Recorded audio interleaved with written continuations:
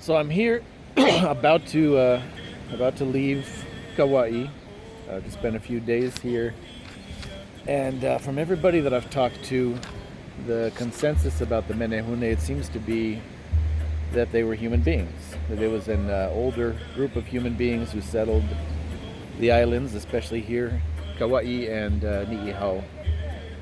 And just last night, I was in a bar at the Hilton just up the shore from here, and the bar, it's named Mamahune is the name of the bar, Mamahune's. And I was talking to the bartenders there, and I mentioned the Menehune, and all of them described them very succinctly. They all said, "Oh yeah, the ancient Hawaiians," and that's how people describe them, as ancient Hawaiians. So that it could be disappointing for someone like me who loves things that are kind of mystical, paranormal, unusual, to hear about the Menehune being just normal humans. But I don't think it has to be disappointing. First and foremost, because the mystical, the spiritual, is still very alive here in Hawaii. All these ancient traditions are very much a part of people's lives here. In fact, I picked up a copy of this excellent magazine paper called Kawaiola, and this particular edition is about ghost stories, and features an interview with this storyteller, Lopaka Kapanui is his name. And but also there's a little statement from the editor here talking about that. This is the editor, Sylvia M. Hussey. And she writes here, "I think about how our ancestors are always with us. We talk about our kupuna, our elders, being with us, but I think sometimes we don't realize how true that is, that they are literally here and that we can feel their presence. We are a spiritual people. It is part of our DNA, and this ike is passed through the stories and traditions of our ohana." So this, the idea of the spiritual, known as uhane, that's a spirit or a ghost, or just the spiritual realm. Uhane, not to be confused with ohana, which means family. All of that is very much alive, even if the Menehune are not a part of it.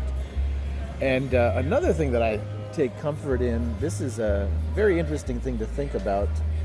I was reading a local author who suggests that the Menehune stories, obviously, talking about who built these old structures, we're talking about human beings having built them, but he said, that doesn't negate the possibility that these stories of little people, of extremely small people, Menehune, as dwarf-like creatures, it doesn't negate the possibility that could be an ancient folk memory of these creatures existing.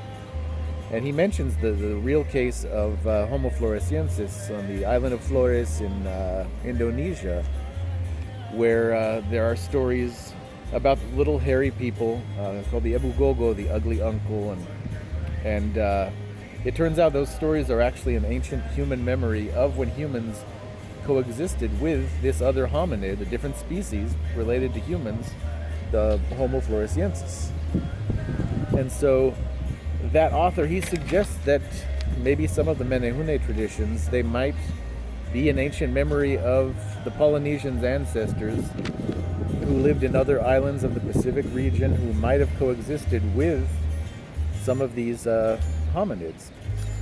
He compares it to other stories about creatures that don't exist here on the Hawaiian Islands, like the mo'o, stories of these giant lizard-type creatures, which might be a folk memory of real creatures like that which exist on other islands like Indonesia.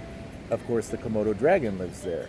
So even though lizards here are tiny little things, the legends of the mo'o, of these giant terrifying lizards, it could be a real human memory of when people's ancestors coexisted with those, and yes, maybe with tiny little hairy hominids, little people at some point as well. Maybe Homo floresiensis, or maybe a whole different species that Western science hasn't even discovered yet.